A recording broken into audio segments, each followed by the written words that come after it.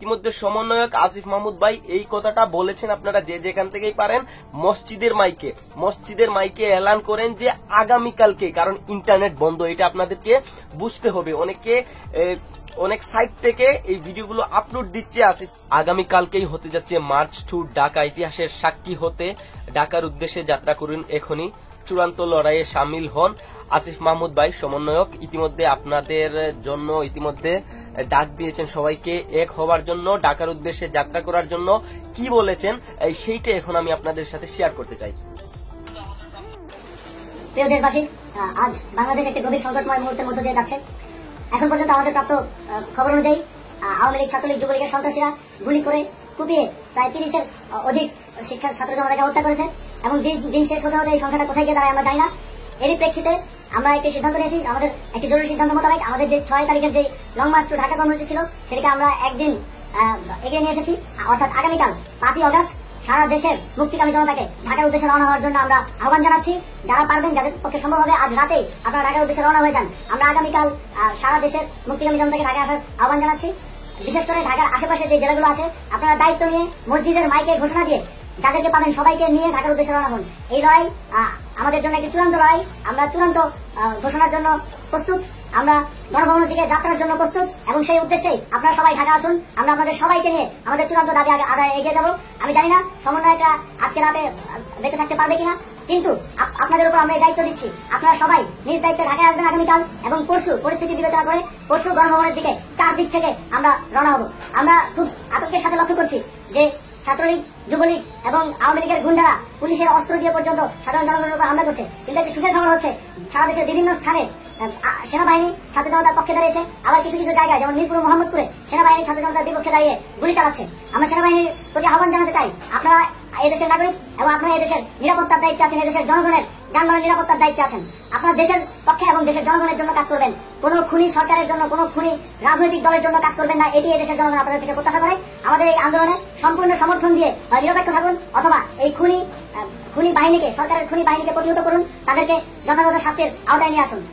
যে কার্ফিউ সরকারের পক্ষ থেকে ঘোষণা করা হয়েছে, আমরা স্পষ্টভাবে বলতে চাই, সেনাবাহিনী এই ধরনের কোন কার্ফিউ বাস্তবায়নের জন্য মাঠে না নামে। যদি মাঠে নামে তাহলে সেনাবাহিনী স্পষ্টভাবে অফিসিয়ালি জনতার বিরুদ্ধে দাঁড়াবে। আমরা চাই না সরকারের এই ষড়যন্ত্রে সেনাবাহিনী পা দিক। সেনাবাহিনীকে জনতার বিরুদ্ধে দাঁড়ানোর যে ষড়যন্ত্র সরকার রচনা করছে সেটিতে সেনাবাহিনী পা দিবে না, এই বিশ্বাস আমরা রাখতে চাই।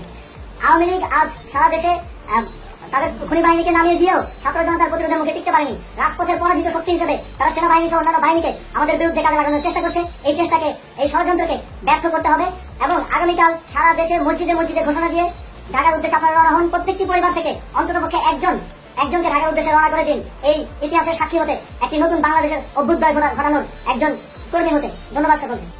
তো আসিফ ভাই ইতিমধ্যে আহ্বান জানিয়েছেন সবাইকে যে আপনারা যে যেখান থেকেই পারেন ঢাকার উদ্দেশ্যে রওনা হন।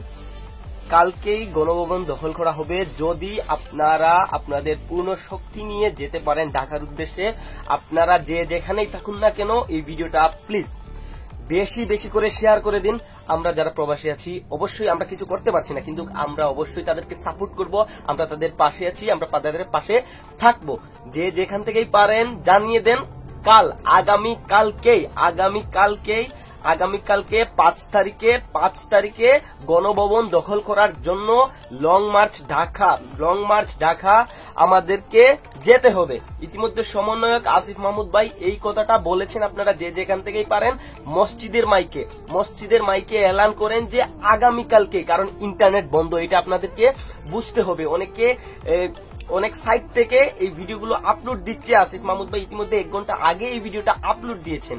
তো আপনারা যে যেখান থেকেই পারেন না কেন, আপনারা যে কোনো ভাবে ভিডিওটা শেয়ার করে দিন, সবাইকে জানার চেষ্টা করে দিন, জানিয়ে দিন। কারণ এই ভিডিওটা অবশ্যই সবার কাছে যাওয়া উচিত, কারণ অনেকে এই ভিডিওটা জানতে পারবে না, কারণ বাংলাদেশে ইন্টারনেট পুরোপুরি বন্ধ। যারা ওয়াইফাই থেকে ইউজ করতেছে, কোনোভাবে হয়তো ইউজ করতেছে, আপনারা যে যেখান থেকেই পারেন ছড়িয়ে দিন, কারণ এইটাই সময়, এইটাই সুযোগ। আপনারা যদি কিছু করতে পারেন তাহলে ঠিক আছে, নয়তো ভাই আর জীবনেও সম্ভব না। প্লিজ সাপোর্ট করেন, এই ছাত্রদেরকে সাপোর্ট করেন। আমি বলছি না কোনো রাজনৈতিক ভাবে কাউকে করতে, আপনারা ছাত্রদেরকে সাপোর্ট করেন, ছাত্রদের পাশে থাকেন। দেখা হচ্ছে নেক্সট কোনো ভিডিওতে। ভালো থাকবেন, সুস্থ থাকবেন, আর প্লিজ ভিডিওটা শেয়ার করে দিন, কারণ এই ছাত্র জনতাই আমাদেরকে সামনের দিকে এগিয়ে নিয়ে যাবে। প্লিজ ভাই, প্লিজ প্লিজ প্লিজ।